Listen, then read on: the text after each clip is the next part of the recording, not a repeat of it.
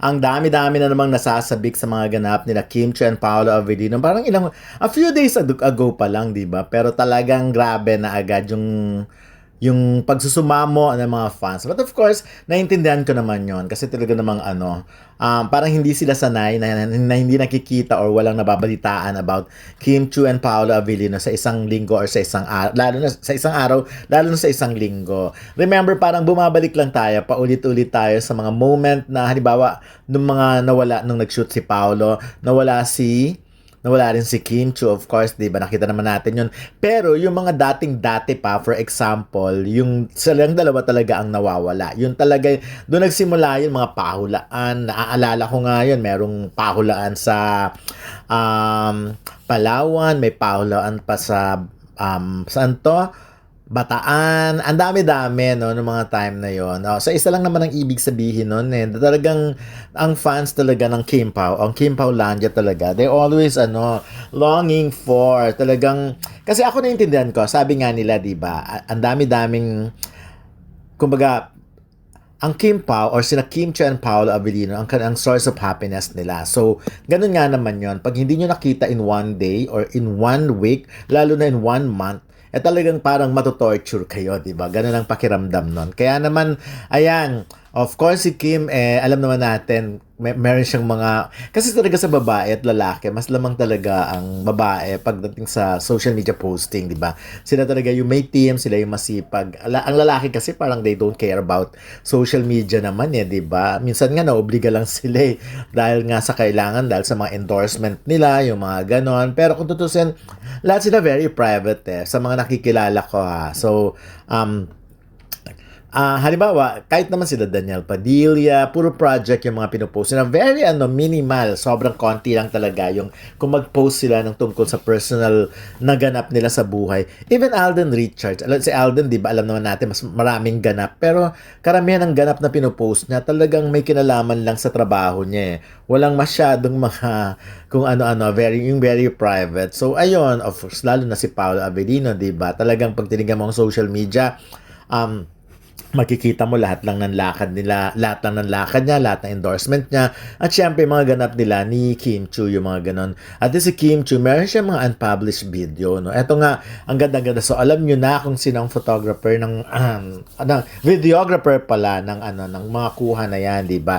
Dahil alam naman natin kung sino ang mga kung sino lang ang nakakasama ni Kim Chiu, ang nakakahawak ng kanyang mga.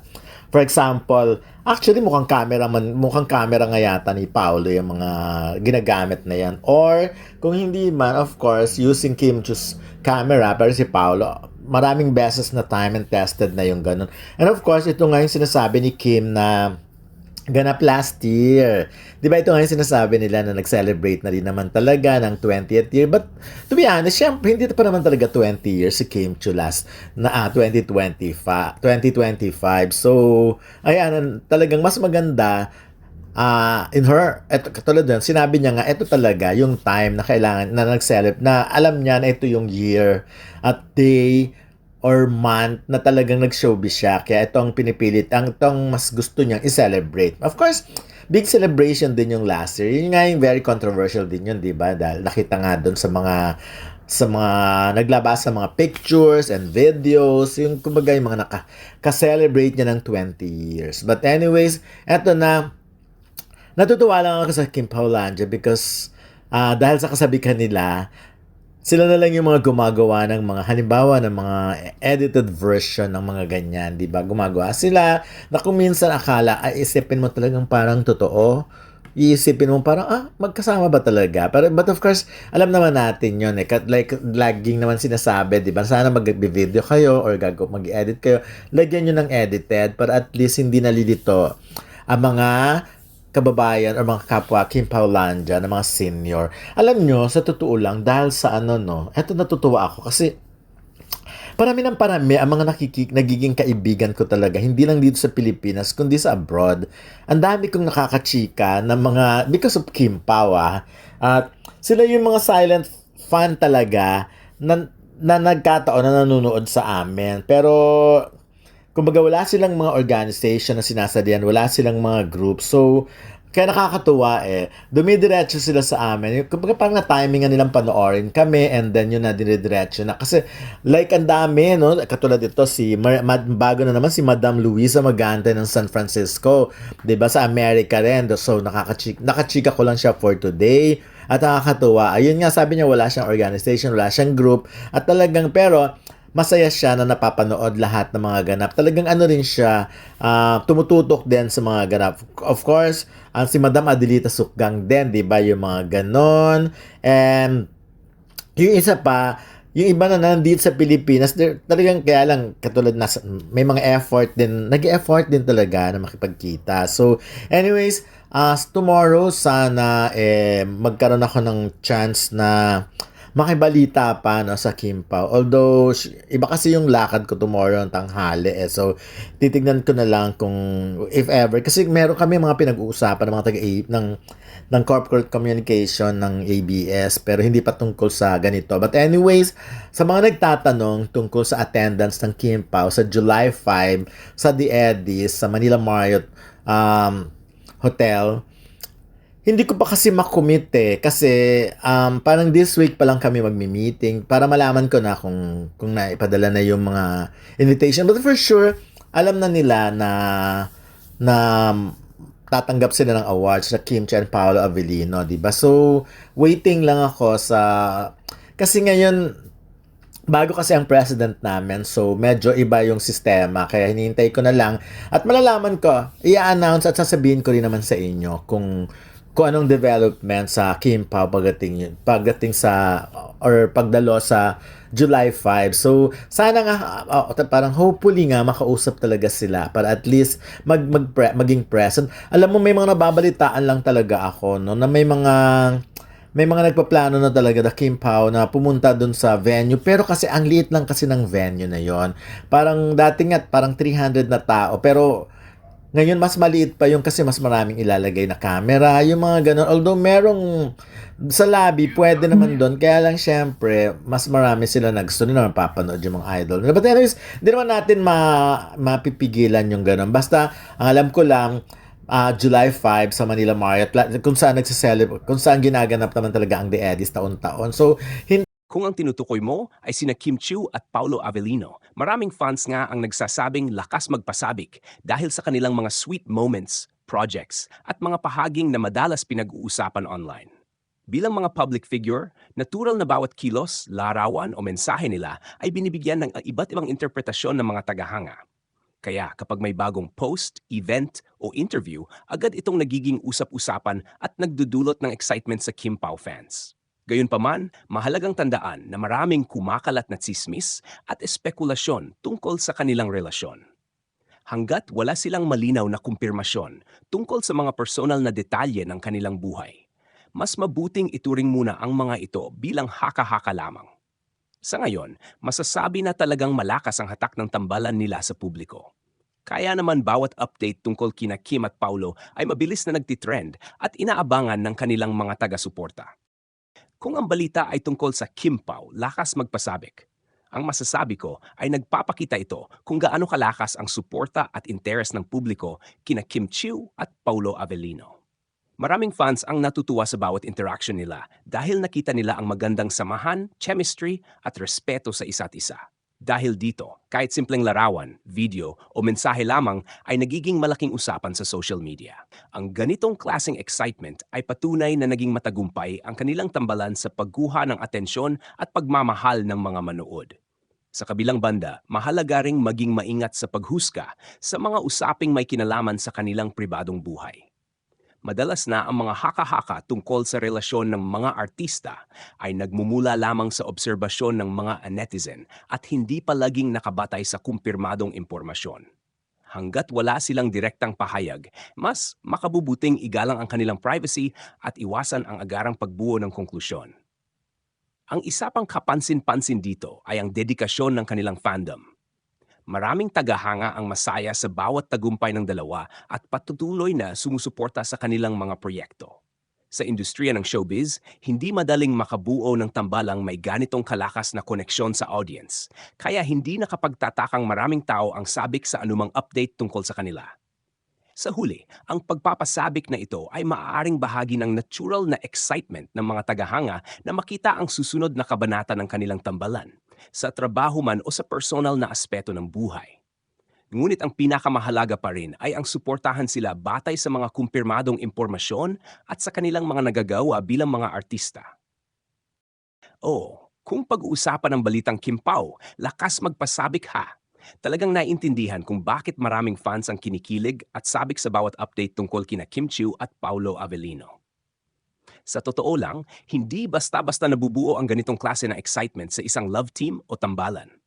Kadalasan nangyayari ito kapag nakikita ng publiko ang natural na chemistry ng dalawang tao. Sa kaso ni na Kim at Paulo, maraming tagahanga ang nakapansin na komportable sila sa isa't isa, magaan ang kanilang samahan, at may mga pagkataong tila may espesyal na koneksyon na higit pa sa karaniwang pagiging magkaibigan o magkatrabaho. Dahil dito, bawat post, larawan, videoclip o kahit simpleng pahayag nila ay agad na sinusuri at pinag-uusapan ng mga netizen. Isa rin sa mga dahilan kung bakit malakas silang magpasabik ay dahil hindi sila madalas magbigay ng diretsahang sagot sa mga usaping personal. Sa halip, kadalasan ay may halong biro, ngiti o pahaging ang kanilang mga sagot.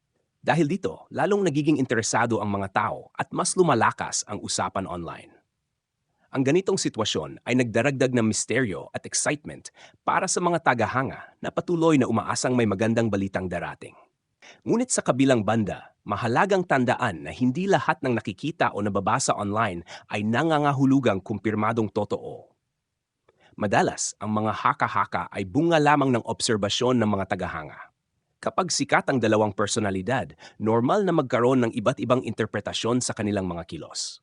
Kaya naman, mahalagang balansehin ang kilig at excitement sa pagiging maingat sa impormasyon. Nakakatuwa rin makita kung paano naging matatag ang suporta ng kanilang fandom.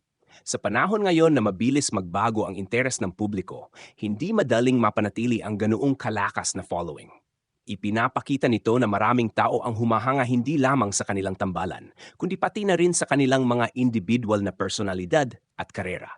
Si Kim ay kilala sa kanyang pagiging masayahin, masipag at positibo, habang si Paulo naman ay hinahangaan dahil sa kanyang husay sa pag-arte at pagiging pribadong tao. Kapag pinagsama ang dalawang katangiang ito, nagiging mas interesado ang publiko sa kanilang kuwento. Mayroon ding mga tagahanga na naniniwalang mas mahalaga ang kaligayahan ng dalawa kaysa sa anumang label ng relasyon. Para sa kanila, sapat nang makita na maayos ang samahan ni na Kim at Paulo at patuloy silang nagkakaroon ng mga proyektong nagbibigay saya sa mga manonood. Sa ganitong pananaw, ang tunay na panlo ay hindi kung mapapatunayan man o hindi ang mga espekulasyon, kundi ang makita silang masaya at matagumpay sa kanilang buhay at karera. Sa kabuuan, ang balitang ito ay patunay lamang kung gaano kalaki ang interes ng publiko sa Kimpaw, ang kanilang kakayahang magpasaya, magpakilig at magbigay ng excitement sa mga tagahanga ay isa sa mga dahilan kung bakit nananatili silang isa sa mga pinaka-pinag-usapang tambalan sa showbiz. Habang wala pang opisyal na kumpirmasyon sa anumang personal na usapin, tiyak na magpapatuloy ang pananabik ng kanilang mga tagahanga sa bawat bagong update, larawan, proyekto at pagkakataong makita silang magkasama. At sa ngayon, mukhang iyon mismo ang dahilan kung bakit maraming nagsasabing, Kimpaw, lakas ninyong magpasabik. Marami pang maaring maidagdag sa usaping ito, lalo na kung titingnan ang epekto ng tambalan ni na Kim Chiu at Paolo Avellino sa kanilang mga tagahanga at sa industriya ng entertainment. Una, kapansin-pansin na hindi lamang kilig ang dahilan kung bakit patuloy silang sinusubaybayan ng publiko. Maraming fans ang naaaliw sa kanilang natural na samahan. Hindi man sila madalas magbahagi ng detalye tungkol sa kanilang personal na buhay. Nakikita ng mga tagahanga ang pagiging komportable nila sa isa't isa sa mga interview, public appearances, at social media interactions. Dahil dito, mas nagiging invested ang mga tao sa kanilang kuwento. Pangalawa, malaking bahagi ng pananabik ng fans ang misteryo. Kapag hindi lahat ng bagay agad na inilalantad sa publiko, mas maraming pagkakataon para sa mga tagahanga na maghintay at umasa sa susunod na update. Ito rin ang dahilan kung bakit halos bawat galaw nila ay nagiging headline at usap-usapan online. Pangatlo, ipinapakita ng sitwasyong ito kung gaano kalakas ang impluensya ng fandom culture sa kasalukuyang panahon. Sa bawat bagong larawan, video o event na magkasama sila, mabilis itong kumakalat sa social media at nagiging trending topic. Ang suporta ng kanilang fandom ay isa sa mga pangunahing dahilan kung bakit patuloy silang napag-uusapan. Gayunpaman, mahalagang tandaan na ang karamihan sa mga usaping may kinalaman sa kanilang relasyon ay nananatiling haka-haka, maliban kung may malinaw at opisyal na pahayag mula sa kanila mismo. Bilang mga tagahanga at taga-subaybay, magandang manatiling masaya at habang iniiwasan ang pag-aakalang totoo agad ang lahat ng kumakalat online. Sa mas malawak na pananaw, ang lakas magpasabik ay hindi lamang tungkol sa posibilidad ng isang relasyon. Maari rin itong tumukoy sa excitement ng mga tao para sa kanilang mga susunod na proyekto, collaborations, at mga tagumpay sa kani-kanilang karera. Minsan, ang anticipation mismo ang dahilan kung bakit mas tumitindi ang interes ng publiko. Kaya kung may isang bagay na malinaw sa balitang ito, iyon ay ang katotohanang nananatiling malakas ang hatak ni Kim at Paulo sa masa. Habang patuloy silang gumagawa ng mga proyekto at nagbibigay ng mga sandaling ikinakatuwa ng kanilang mga tagahanga, malamang na magpapatuloy rin ang mga usapan, kilig at pananabik na bumabalot sa kanilang tambalan.